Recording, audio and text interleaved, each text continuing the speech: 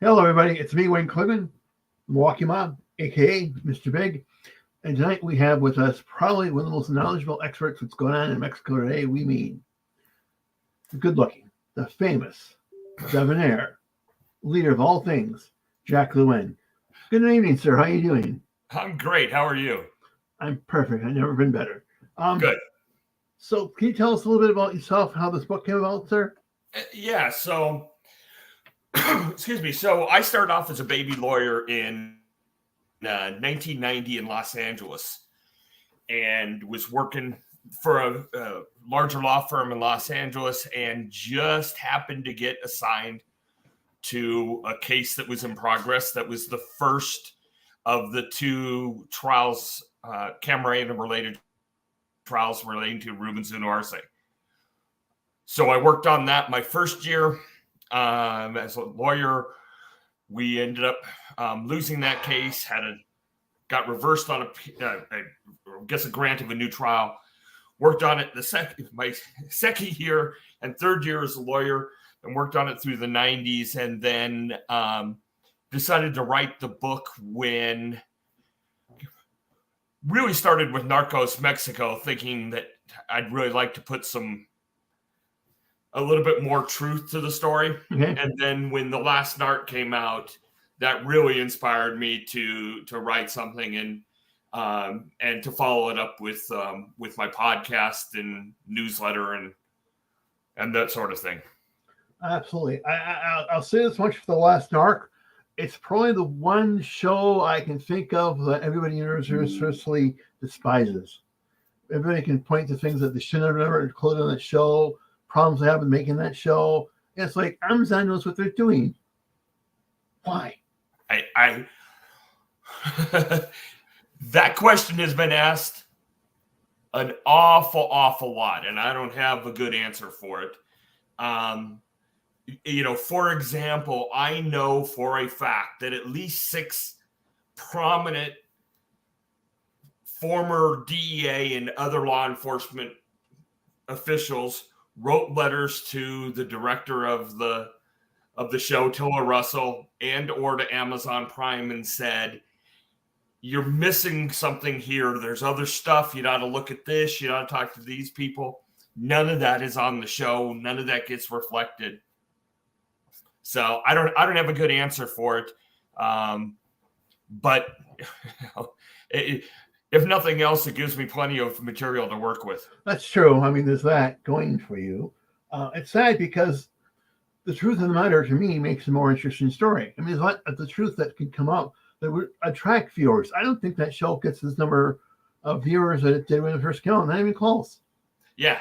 No, I agree. And it's fascinating. I gave a presentation at an international summit on Mexican cartels and gangs in San Antonio on Monday. And I went on an hour after Kiki Camarena Jr. with Kiki Camarena Jr. sitting in the room with me. But one of the things I concluded with is 37 years later, and there's lots of things we still don't know. Yeah. And so you don't need to make stuff up in order to have a really interesting story and lots of things to still talk about and investigate and think about. So again, I can hypothesize as to why some people did what they did, but that probably doesn't advance the ball very much. So I usually just try to stick to the facts.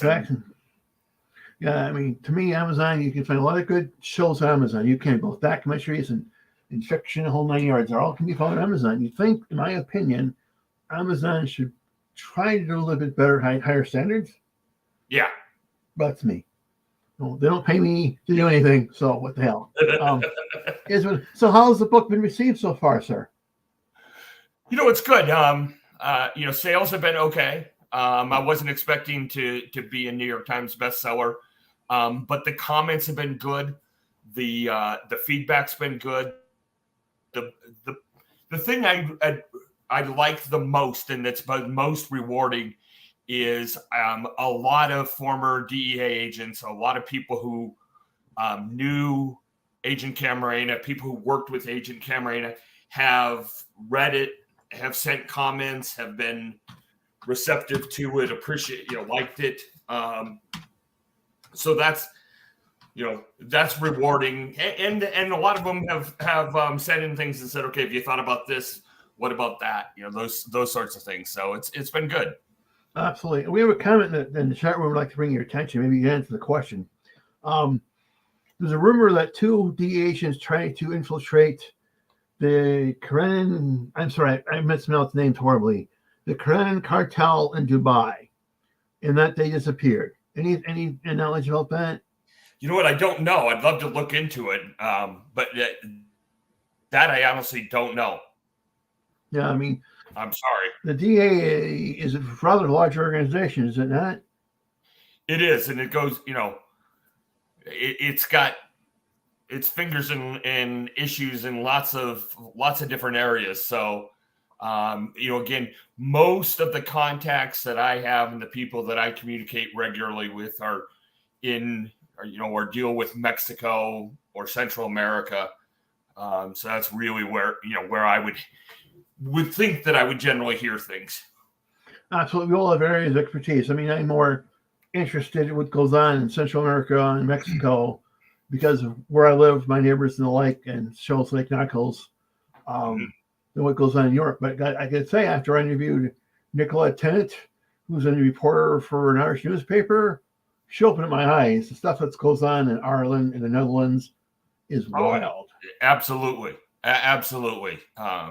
It's a worldwide phenomena, however you want to characterize it, but absolutely. But again, my stuff is mostly in Mexico. When Caro Quintero got picked up on July 15th, I'm driving with my daughter, and I got like 17 texts in about 30 seconds. Wow. It's like as soon as the information came out, people were texting and stuff, and I actually had to pull over and look at the text for a few minutes. But that's kind of where my network tends to be more. Absolutely. I agree. And so is mine. But I hope that because the guy who's asking these questions, 2 of them, Art Harsage and Tony, whose last name I won't try to pronounce, are from England and Ireland area. They're focused on more in Europe, and that's a hope they'll be educated because of their efforts. I want to thank them for coming in, for the commenting, and the like here. I mean, we all learn together. None of us are experts, though you are come the closest one I know. And we go forward together. Absolutely. So, do you think that our guy will be extradited to the United States anytime soon? No. Short answer is no. Here's the longer answer. Number one, I think it's going to be a process if it happens at all. Even El Chapo took almost a year. There's a stay in place, so I think it'll take a while. That's number one. Number two is there still is a question of where, even if it happened, where would it go? Would it go to the Eastern District of New York and just do kind of an El Chapo-like trial based on drug dealing that has nothing to do with the Camarena case? Would it go to the Central District of California and try something on Camarena, which has a whole set of problems? And then the third thing is, there's a lot of intel that suggests that the amount of knowledge that the Mexican government and Mexican military, or at least different elements of the Mexican military, had with respect to the capture of Caro was limited. And so I had gone on record in saying that I thought as long as a couple of prominent politicians were still in power, he'd never be captured. Obviously he was. I think kind of the corollary to my inaccurate prediction is as long as those politicians are still in power or have some influence, his extradition is less likely. Now, having said that, one of the things that to go on a tangent for just a second, one of the things that's fascinating about these guys is they don't say anything. You've got Felix Gallardo, who's been in prison for forever. Even when Fonseca was in prison, you've got Mata Ballesteros, who's been in prison forever. you've got El Chapo, who's now in solitary. None of them have ever come out and said, okay, here's everything I know. And there's a lot of reasonable explanations for that. But having said that, I still think there are probably elements in Mexico that would prefer that Caro not, Right. Not be in a room alone with government prosecutors. We both don't know why, too. I mean, I guess, as we stated earlier, corruption is rampant. Nobody wants to be brought out. That's right. And he knows, I guess, well, a lot of bodies are buried. He's got to know where a lot of skeletons are. Yeah, absolutely. One of the reasons what keeps him alive, so to speak. I think so. And what keeps his family alive. That's what allows, his son to do what he does, and apart from any corrupt elements. I mean, his wife has lived an okay life. Felix Gallardo's wife has lived an okay life. In part, I think, because they haven't gone and really, brought out information against current and former government officials and things of that nature. Oh, right. If they started to talk, something would happen. Without a doubt, something would happen to their family. That's yeah. I mean that's one of the explanations that makes the most sense to me. It makes most sense here too, because the evening they were brought here, I suspect the cartels have enough power to perhaps try to reach them. Yeah, and we know the government does, too. If Felix Gallardo suddenly really started talking about, government officials, the amount of pressure that could then be applied to his family, I think, is pretty significant. So, Fonseca's on house arrest in a very nice house. Again, if he was to come out and start saying a whole bunch of things, that situation could change a lot. So I think that threat, whether it's direct or implied, is pretty powerful. So Chapo's wife is in a Mexican prison. I mean, American prison, correct? She is. She's going to be out fairly soon, and then she'll be extradited back. And I think wasn't there something that came out this week where she basically said, "I'm glad he's rotting in prison," or something to that effect. Now, to what extent that's actually how she feels, and to what extent she's saying what helps her the most, who knows? Right. But yeah, right. I mean, he's never going to get out of prison. He's just down the road from me. Yeah, he ain't going nowhere. This isn't Mexico. He's not going to mysteriously dig a tunnel. That's right. You ain't getting out of Supermax. No, you ain't going to do that. And then you've seen he's whining. There's been all kinds of his lawyers have come out. It's inhuman conditions and blah blah blah. And it's kind of funny that you got the Unabomber and people like that in Supermax, and you don't hear them saying too much. And tough guy El Chapo's the one who's complaining about it being inhuman conditions and things. So, well, I mean, it's incredible too. I mean, I have no love for El Chapo. I would hope he dies a million painful deaths, right? Because all the hell he's brought to America and Mexico. Yeah, absolutely. Yeah. And again, if I go a stream, pull me back into things. In some respects, I think El Chapo is responsible.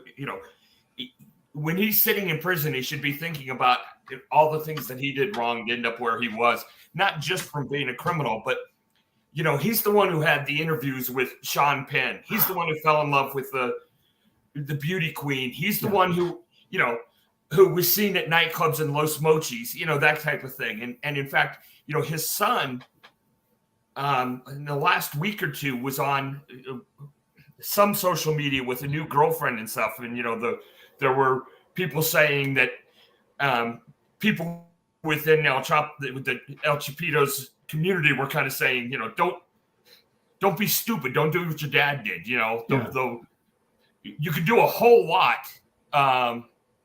Whoops, my camera went out.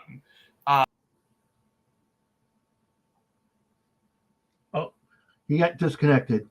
He's going to he'll bring himself back on when he figures it out. These things do happen. Last week, my cat decided to turn off my computer when I was talking to an interview myself. So these things do happen. But I'll ask him a question, Art Hostage, about the people you speak of, and see what he has to say once he comes back on. I guess he'll be back on in a few minutes. We'll give him that opportunity. But most of all, let me thank Art Hostage again for all the love and support you've given me over the last few hours. It meant a lot to me, sir. It very truly does. I'd love to be your agent here in the States. Wait a second. He's coming back. I think. Let's see. Hear me? Yay. Without video for a little bit. It's okay. I'm not that pretty anyway, so it probably is better. Hey, I shaved. No, you look good, man. You look good.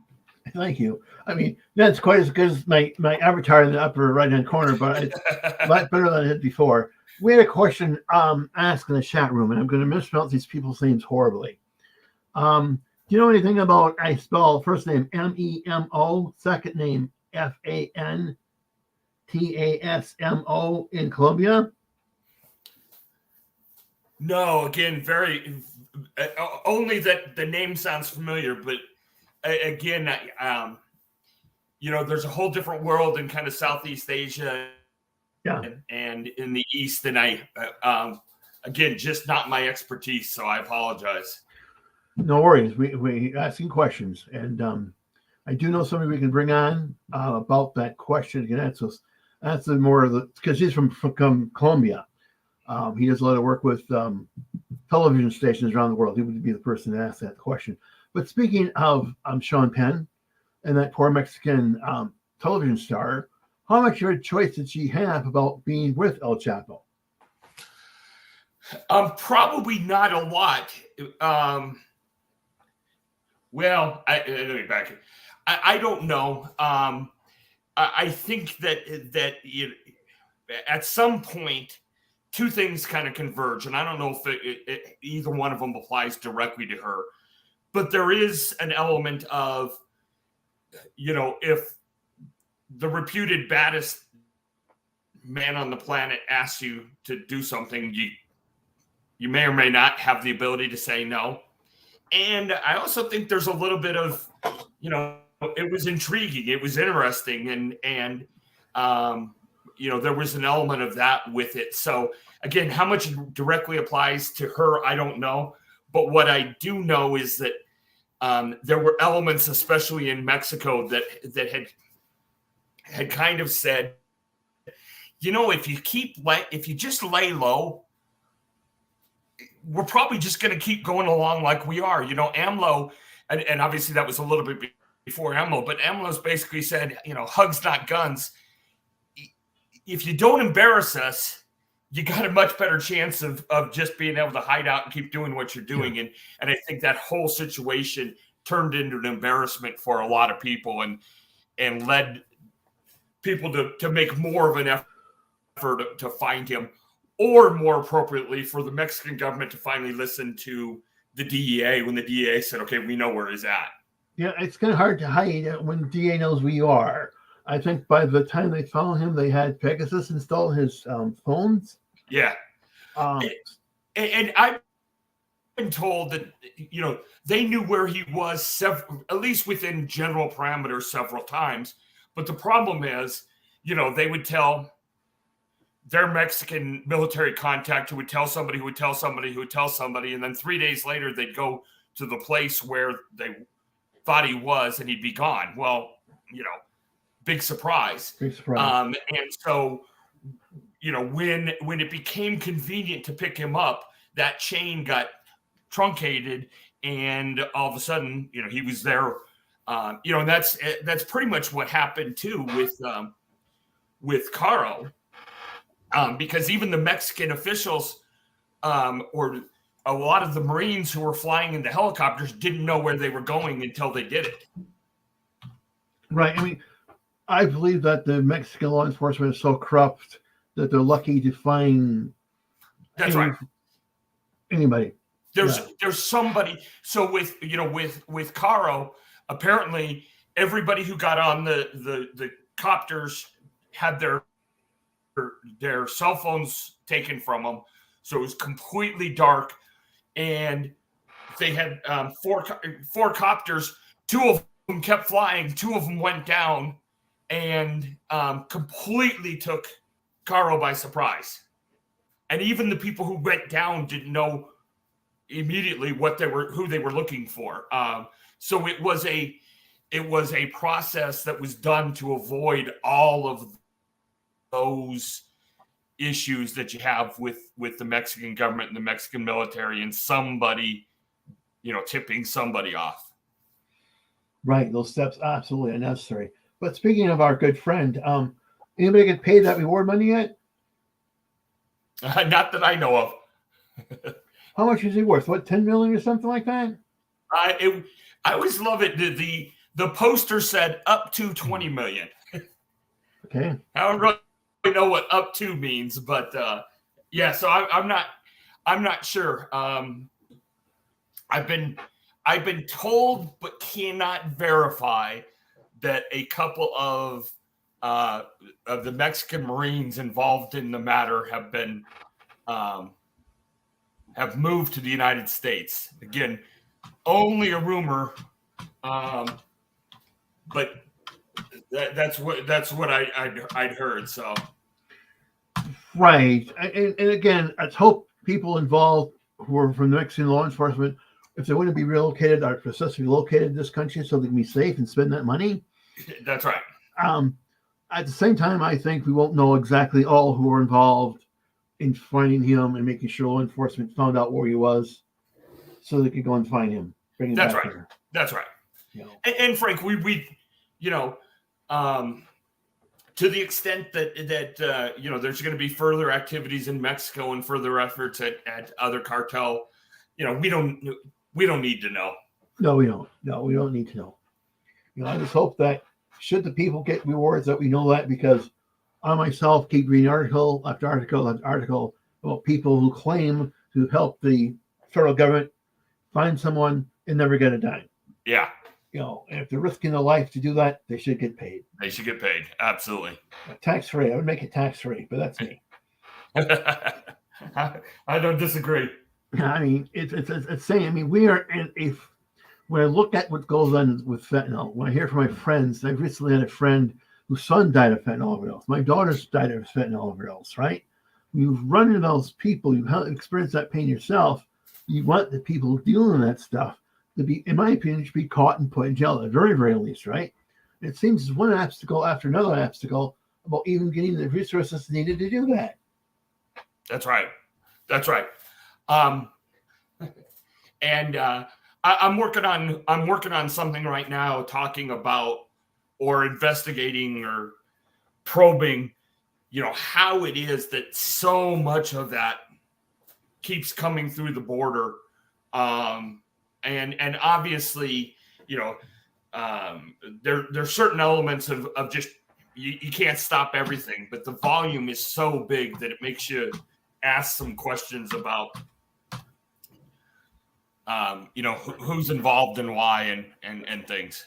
There's an article, and I can't pronounce his name. I don't have my phone. I look it up and give you the spelling. He was involved. He was in Mexican law enforcement for a while. He left Mexican law enforcement, now teaches in the United States. He's on a lot of podcasts. He was in Joe Rogan and the like. He speaks about the amount of Chinese money that's coming into the country, Mexico. Oh, yeah. Fentanyl in the United States. Yep. At this conference I was at, there was a former DEA agent. I think he was DEA, or maybe he was a regular police officer, but it was on DEA task force. And he said in 5 years there will be no heroin because you don't need it. Fentanyl will take over completely because it's cheaper, easier, and everything else, which is kind of a scary thought. It is. I mean, a little bit of fentanyl goes a long ways. That's right. I mean, here they caught a low-level pot dealer with, I think he had a kilo of marijuana, and they found it laced with fentanyl. Yeah. It's insane. People don't know what they're getting themselves into. Nope, not at all. And if it keeps coming across, the deaths aren't going to decrease. That's for sure. No, they're not. And the tragedy is the people's sons and daughters, fathers, mothers, brothers, sisters. Yep. And we can condemn the addict for being stupid, and that's a conversation perhaps for another day. but at least we should, in my opinion, is do what we can do to prevent the drug, that horrible drug, from coming here. But that's Right. me. I don't know. I mean, one of the things that strikes me is, people obviously died of heroin. People died of other drugs. It wasn't necessarily common that somebody would be a first-time user of heroin and overdose. Certainly there were accidents, but it tended to be more addicts who would need more and more to get high and eventually would just overdo it. You've got a lot of people who've never used fentanyl before who are dying from it because it's so toxic, and people don't understand that and don't know and don't really have any way of gauging it. If it's, again, if you're taking something else, you're taking oxycodone that's all of a sudden laced with fentanyl, you don't know. You have no idea. Yeah, it's really insidious. It is, and I don't know what to do about it. But one thing I do know we need to do is talk about it. I don't talk about, away from your book and your great work you've done in the book and the podcast and now your newsletter. But I thought it was worthwhile mentioning at the very least. No, it is interesting, and as I say, I'm deeply in tune to it at the moment because I'm working on something else in that regard. So yeah, stay tuned in about 6 months. We will. Does it have to do anything to do with the ending of your first book, sir? It might. I really like your book because two things. One, I'm going to have to reread it and take notes because I know it was that detailed that I had to pay attention, and not books you don't have to pay much attention to. But your book, you needed to do that. Yeah, and there were places that I knew it was a little bit dense for a light read, and it started off as a nonfiction book, and then I decided that I wanted to do something more than just a nonfiction, and so there were elements that were again a little bit dense, a little bit of background that you had to give people that slowed it down maybe just a little bit. And then I will tell you, there's one place in there where I talk about the book Eclipse of the Assassins that was written by the Bartleys. And my editor said, does this really fit? Do you need this? And in the book, they take some pretty good shots at my old mentor and a good friend of mine, Michael Lightfoot, or old friend of mine. And I told the editor, I said, you know what? That one's personal. You're right. It may not fit, but give me 2 pages to get to do it. So, right. That's the nice thing about writing a book. That's right. You can include things that you want to include, right? That's right. To me, when I write my stuff, I try to entertain and educate, but I'll put my own personal stuff into that from time to time. Yep. I listened to my editor on almost everything other than that. And that one I said, I need to keep that one in. Yeah, absolutely. Absolutely. No, are you going to continue using a publishing company, or are you going to go into self-publishing, sir? One of the things I really liked about the publishing company I used, and it is I thought the book itself was pretty high quality. And so one of the things that, I liked the cover. I also liked the fact that I didn't have to worry about doing anything. Okay. So, I haven't really decided for sure yet, but one of the things I want to do is I'm more than happy to go through a publishing company again if the alternative is having a less quality product as far as something tangible. Absolutely, I 100% agree. Because one of the problems is you want to make sure the product that the end user gets, the reader enjoys it, that's going to last, right? Yeah, I don't want a book that looks like I printed it off at Kinko's and stapled it together. No, especially because prices are only going to go up. Wages might not be going up as fast. Yeah, you want things that's going to last, that people will make that investment. That's right. If somebody wants to read it, the least I can do is give them something tangible to put in their hands that reflects the effort that went into it and the seriousness that I took it. Absolutely. And I appreciate that a lot. I truly, truly do. Now, how long did it take you to write the book? Now remember, part of it was during COVID, so the quarantine helped a little bit. Um, a couple of things happened. One is I'd worked on the case for a long time, so I had a good foundation. But then I did all my research kind of before I started writing, and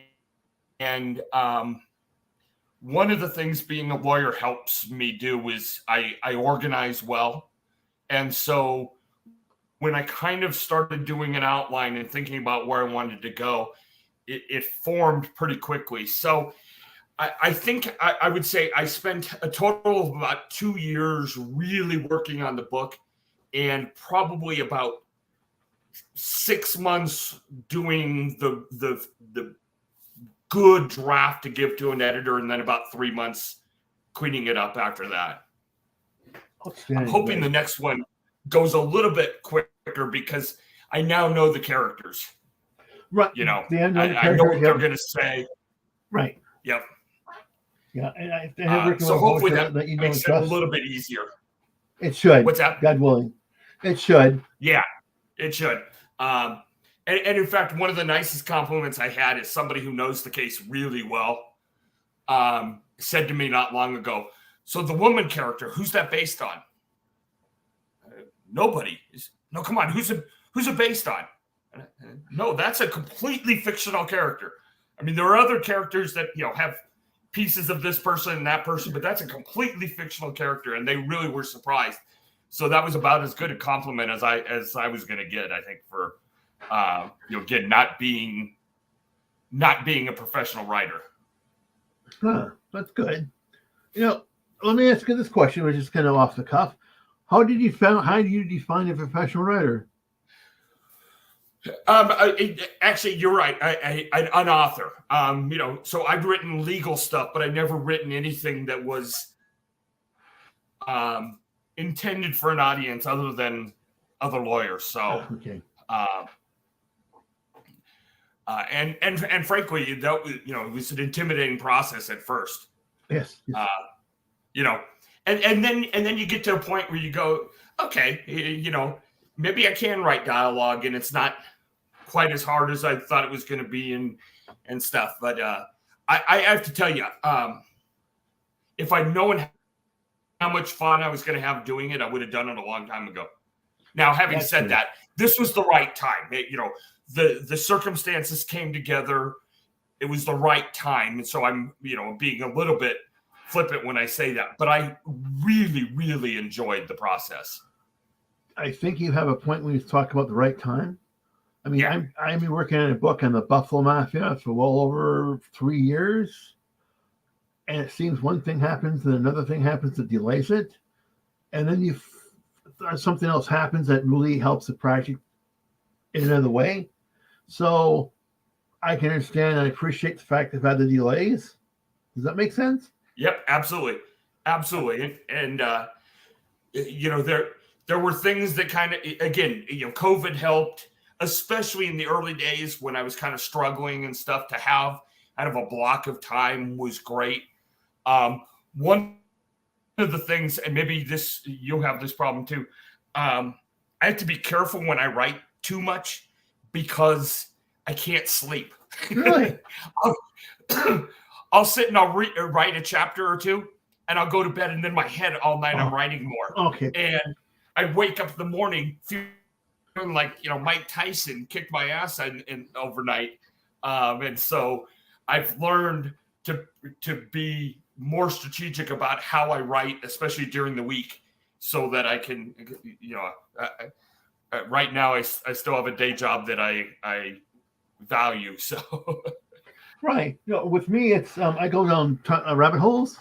Yeah. Rabbit holes never end. And then there's be another branch of the rabbit hole I have to go down into, right? Well, and this book and the Camarena case, you can do that too. All of a sudden, if you start talking to, people who are connected with the CIA, who all of a sudden, say, by the way, did you know that I was on the grassy knoll? And all of a sudden you start looking at tying, you can trace people who were involved in the Camarena case, or alleged to be in the Camarena case, from the Bay of Pigs to the Cuban Missile Crisis to the Kennedy assassination. And if you start going down those rabbit holes, you'll never come back. And even talking to people I know that are interested in reading and writing about the Chicago outfit, everybody in that group was involved in the Kennedy assassination, as they claimed they were. The Grassy Hill was really crowded. It was absolutely, and I still go back to saying, if it was a conspiracy, goddamn, it was a good conspiracy, because, there were a lot of people allegedly involved and not many people have talked. So. Right. And then, of course, the sad thing when it talks about conspiracy is they can be entertaining to have a talk about over pizza and a couple of beers, right? Or That's watching right. something strange on TV. But then we put this project aside as we're trying to finish up Buffalo Mafia.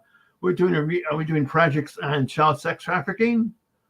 And that gets really perverse and really strange. And the conspiracy rabbit holes go on forever. For instance, one thing, a guy in the Detroit area shot himself twice in the head with a shotgun. That was really a suicide. Yeah. Gary Webb. Yeah, there you go. There you go. Yeah. And the other thing, I think one of your points is, is kind of having that academic discipline. Okay. Of knowing when to stop, knowing where to keep going. And, look, there are threads. You read the book. So there's an allegation about something that happened in 1984 with the Phoenix Joint Drug Task Force, I think. And they had meetings in the Oaxaca Cafe in Phoenix. There's an allegation of that. And the further allegation is that Camarena went to one of the meetings, and that's where he found out about the CIA's involvement, blah, blah, blah. I've also been told some other things around that, but I can't find one person to verify any of it. I'm at this summit this week. There's 3 different people who are connected to drug enforcement who are out of Phoenix, and I text all of them going, okay, here's, if you ever hear of anybody. So, some of those threads, you can't really pull on them necessarily because you don't have the information, but it doesn't mean you don't keep it in the back of your mind. Right. You don't know what's going to come up. That's why you keep notes. And we get so paranoid. We got some individuals from Buffalo, New York, sent me some information about they see what's going on in their city with organized crime, right? We're so paranoid that not only did we share it via Dropbox to my other team members, but we took the original floppy disks that they came on, or I should say flash drives they came on, and we have those in a secret location in a lockbox. Yep. I understand. Yeah, I mean, we're talking the New York Mafia, not to come to see Wisconsin and do anything stupid, but we'll make sure we have the information on hand in case something does happen. Yep. And I've got everything that I have is in at least 2 different locations. Yeah. I've got a hard drive right here that's got most everything on it. But if this burns up, I've got it someplace else, Yes. So, I mean, yep, absolutely. I mean, it may be paranoia, but you take these things seriously. I mean, we look at, do you do anything with UFOs by chance? Is that a remotely even interested subject to you? No, I don't, but it's not uninteresting. Okay, briefly, there's a guy that's been doing a blog on Dreamland Area 51 for the last, I want to say, 10, 15 years, right? Yeah. And the FBI kicked in his door, took all his electronics, took all his phones, went to his friend's house, his girlfriend's house, kicked in her door at gunpoint, took all her electronics, whole 9 yards, right? And they're covering UFOs. Right. Not nuclear science, not aliens taking over the world, UFOs. I mean, mind you, I think most people involved in UFO research are crazy loons, right? But in my opinion, and I'm not an FBI agent, I don't know, not worth kicking the door. But again, you don't know what you don't know. That's right. Yep. You never know. You never know. Absolutely. Same thing with you. I mean, to me, are you a little worried that people in Mexico may not want you writing about this stuff? I get asked that a lot. And when I'm down in Mexico, I'm cautious. And I've got a good friend in Houston who's into international security, and before I go anywhere or threaten to go anywhere, I talk to him, and he tells me if it's safe or not. I don't. If I offend somebody to the point that I would be in danger at all, it'll surprise me. But on the other hand, I've met with people who were at Lope de Vega. I'm still searching for other witnesses who, should I find them, specific people who've kind of gone into the wind, should I find them, my spidey sense will alert a little bit more. Interesting. Very interesting. I like your use of the word spidey sense. And I do try to be, obviously be a little bit smart and stuff, but so far, the only person who's really gotten mad, I think, is Agent Breas, and I'm not really worried that he's going to come to my house or anything. No, so he can't come to your house. I think I'm okay. Yeah, I think you're okay What's too. that? I think you're pretty much okay when it comes to Agent Breas. I think that was really marketable and very welcome that you took his call and you actually talked to him. He did not like my response though, and I'll talk about that on the webcast tomorrow. But look, the fact of the matter is lots of people can look at lots of information and come to different conclusions. Yep. And if he believes Godoy and Lopez Romero completely, that's fine. That's his prerogative. I don't, and I think I've got good reasons not to, and I'm going to share a couple tomorrow. I'll give you a preview. We're going to talk. There's a couple of meetings at the Las Americas Hotel that were alleged in the trials, and I've got pictures and video of the hotel. Oh wow! That don't match up to the testimony at all. And again, if I'm wrong, I'm wrong. What I hate is when people or a person says, well, I've got a document that says differently. Then show me the document. Yeah. Because until you show it to me, I don't care, So, but that's and you know what? I met Kiki Jr. This week, and we had a very nice conversation both before and after I spoke. And if I was going to want to get validation from somebody, and I really don't, other than maybe my daughter, but having him sit there during my presentation, shake my hand afterwards, that's good enough. And if Hector's not happy with it, I'll be okay. Right. Because we're not trying to make Hector happy. What we're trying to do is bring more light to what happened to poor Kiki and explain some things, get people talking. Absolutely. And, I think I've said this before, and so I apologize for repeating what I've said on podcasts, but, I've had a couple of people say, well, you just don't want the CIA to be involved. I'm like, are you kidding me? If I could prove it, if I got the document that said, okay, this goes beyond, because if you watch The Last Narc, there's not one person who watches The Last Narc and doesn't think that Jorge Godoy is batshit crazy, But if I could show it, I'd tell everybody. You know what? And if it turns out that I'm completely wrong about something, I'll tell people. That's fine. It's okay to be wrong. There's actually a guy who thinks he's figured out who DB Cooper is.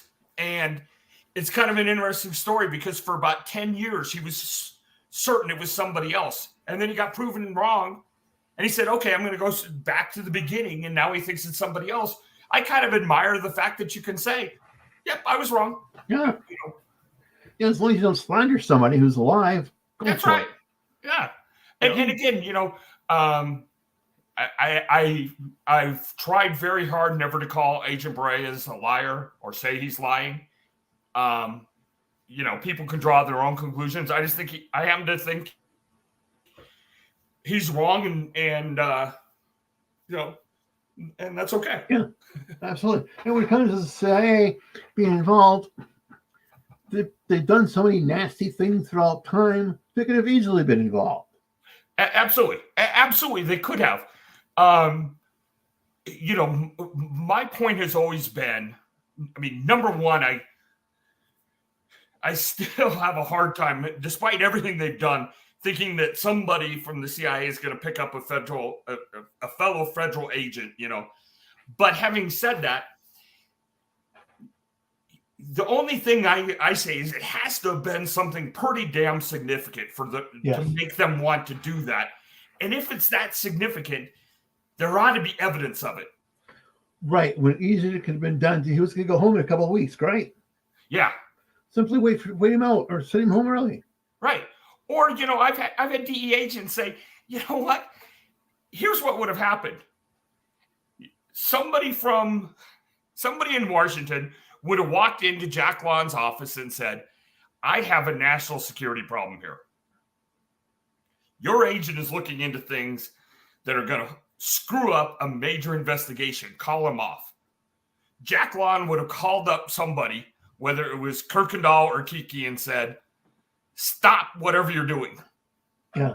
And if anybody had said anything, it'd be like, okay, would you rather go, and be the head of the DEA office in Juneau or go back to San Diego? I mean, it just doesn't seem to me that the first place they would start if they were concerned about something is in picking up and interrogating a federal agent. You know what I mean? Absolutely. Right. That would not have happened. And then, the other thing, and I know I've said this a lot, is there's not one document from that time period that mentions anything about the CIA, even close.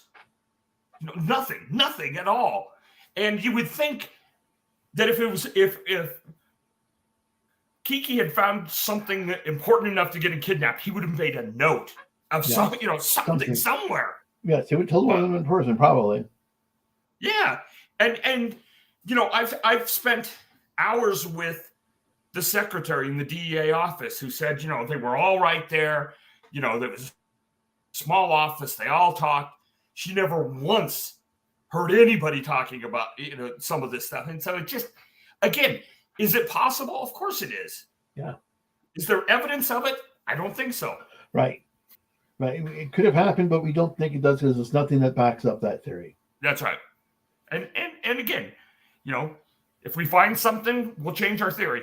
Right. We hope that we're wrong because I don't want to think that the CIA would be so evil as to pick up torture and then have killed an American. Yeah. Somebody in Mexico doing good work. I mean, again, if you want to say, an American who may have been a spy for the Russians and the CIA takes him out, okay, that's a totally different story. Yes, this was a family man doing good work. Right. Helping Americans, helping America. Yeah. Even you can say helping Mexico. Yeah, absolutely. Yeah. And one of the things that made Agent Camarena such a good agent, I think, was the fact that he was both. He was Mexican and he was American. He was born in Mexico and grew up right across the border. He spoke the language in a different way than people who had, learned Spanish. He was Mexican, and so yeah, he had a deep commitment to what he was doing, not just as an American agent, but I think also as a Mexican. I believe you're correct, sir. For what little I know about him, I believe you're absolutely correct. I think he's one of these people that we wish we had more of in law enforcement on both sides of the border. Yeah, absolutely. So if you had your way, what would you look? You have unlimited resources, say, right? And an unlimited time and unlimited budget. What aspects of the Kiki case will you look into that you don't have think you have the time or the resources to look into now? The biggest thing for me, I think it would be a couple fold. One is, the number of percipient witnesses, people that we believe were there or know were there, who are still alive is minimal. And every year it gets less. There are a couple of people who are still around or still alive, as far as we know, who were there, and probably at least one who's on the interrogation tapes. And being able to get to that person would go a long ways. That's one of the biggest things. And then, there's still some other. I have questions about how it all went down. And let me just posit this for you. So, Camarena gets picked up outside the consulate, and by the way, Kiki Jr. said that he had been told, or that the hypothesis had been, that Kiki knew the people who kicked him up, and that's why there wasn't a struggle. I've said that for a long time. Certain agents who were down there at the time think that that's wrong, but I was very. But then he's taken to Lope de Vega, 881 Lope de Vega.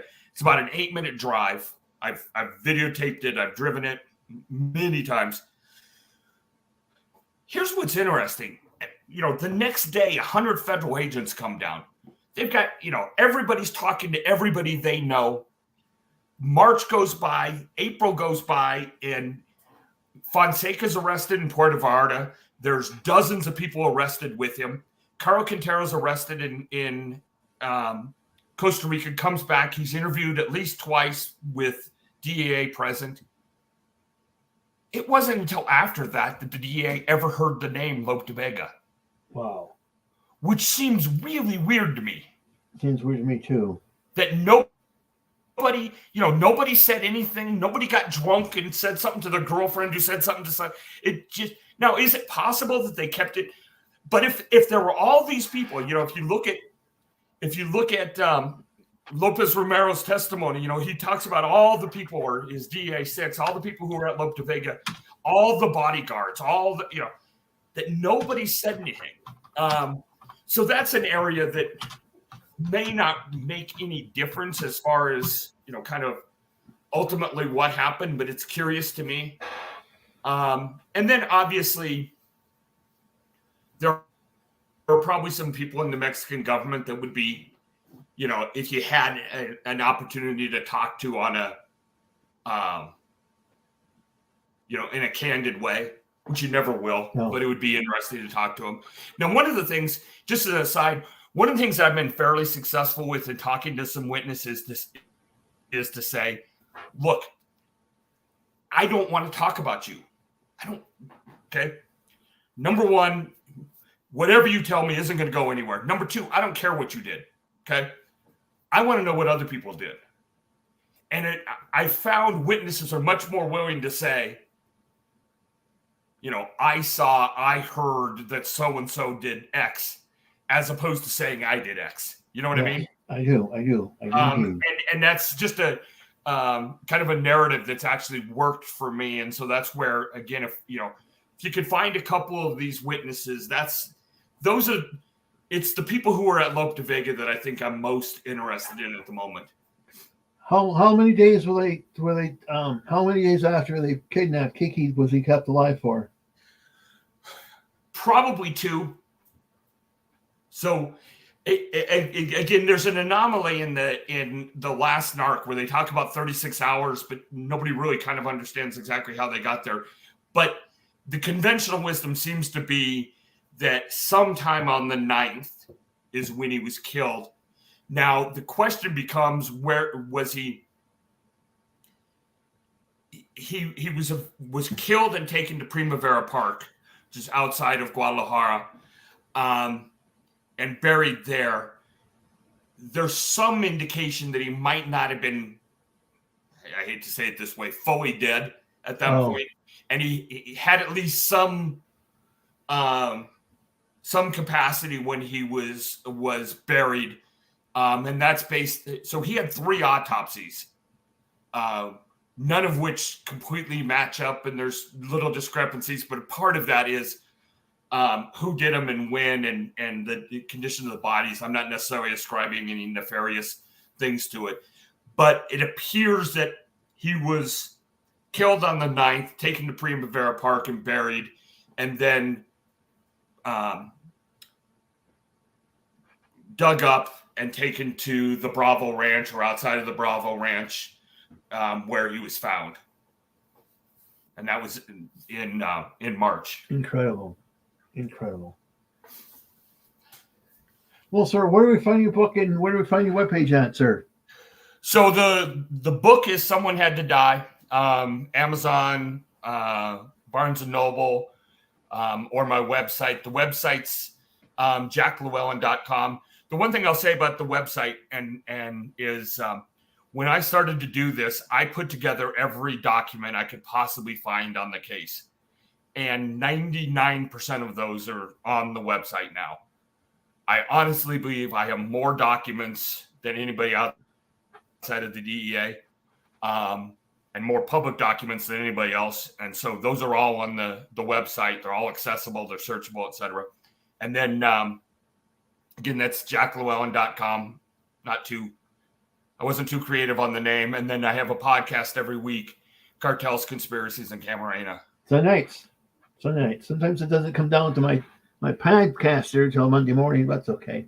Yeah, I'm trying to do a little bit better about. It's not your fault. I don't think it's your fault. I think it takes time.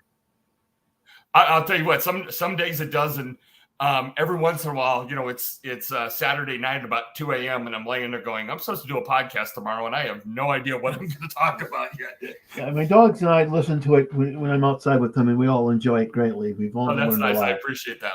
Not a problem. I'm happy to be of help. Anything I can do for you, I'm in your debt. All right, I appreciate it. I enjoy our conversations. Yes, they're nice. They're nice. You're very, very good guest to have, very knowledgeable on the subject. I really appreciate the fact that you allow me to take up your time talking to you. Anytime. Let me ask you one question, please. Who was president at the time of Kiki's killing of Mexico? Ooh, now I'm blanking at the moment. Hold on. Don't go anywhere.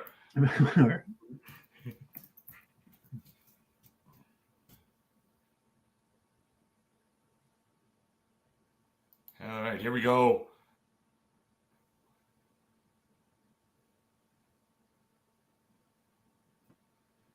Oh, that didn't work. Okay. There you go. They've had way more than we have. It was De La Madrid. Okay. I wanted to say Carlos Salinas, but I knew that was wrong. So who was the president whose wife got all that money from Coca-Cola? His name is Fox, right? Yeah. Was Fox as president of Mexico as corrupt as I've read? Probably. He was also kind of the president that ended the pre-reign. And those two things are probably in common. So it was De La Madrid when Kiki was picked up, and then it was Salinas, and Salinas is the one who kind of cracked down, at least apparently, on Caro and Fonseca, and then had Felix Gallardo picked up. For a while, there's the story that 2 DE agents went to go meet with Fonseca and Caro Quintero in prison, and I've talked to one of them, extensively about it, and he's they had TVs, they had couches. Fonseca came in and talked to him in a silk robe with, slippers and stuff. It was not, what you'd think of as a prison. And then Salinas came in and their conditions became a lot harder. Yeah. You read about, I wish I had the book in front of me, but I don't. It's a young woman, in Mexico that wrote about some of the things that happens in Mexican prisons and what happens to wardens of those prisons. You know, Yeah. if you try to do the right thing in law enforcement, it's hard to stay alive in Mexico. Well, or government. At this conference I said there's been something like 110 municipal officials killed in Mexico in like the last year. I mean, it's crazy. Yeah, it's crazy. Journalists too. It's like Absolutely. You got the government planning Pegasus. I'm sorry, I have to say this. I got to say this. In my opinion, strong opinion, I have nothing to go by. I can't help but think there's some elements within the Mexican government that use the Pegasus system. They plan on journalists to find journalists and other activists they did not want and use their cartels to get rid of them. Oh, no doubt.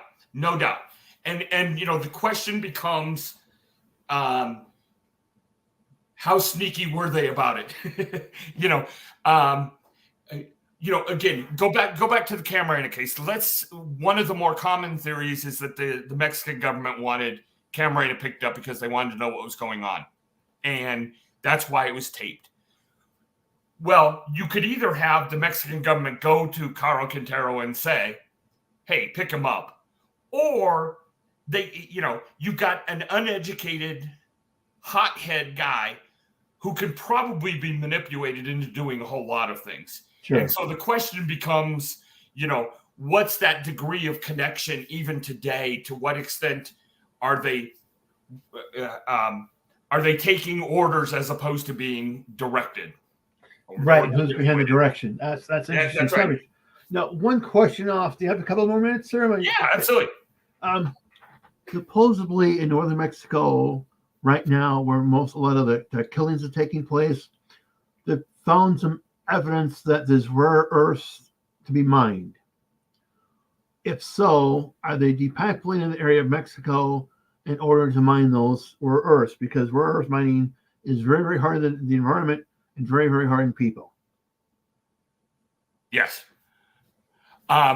Yes, and the problem is, or the issue is going to be, to what extent are cartels, and in particular, we're talking CJNG or Sinaloa, able to secure those areas such that they are going to have a say in how they get exploited and be able to take advantage of it economically. Right, and then you got the whole idea of the Mormons killing. Was that part of some getting rid of some people they didn't want anymore?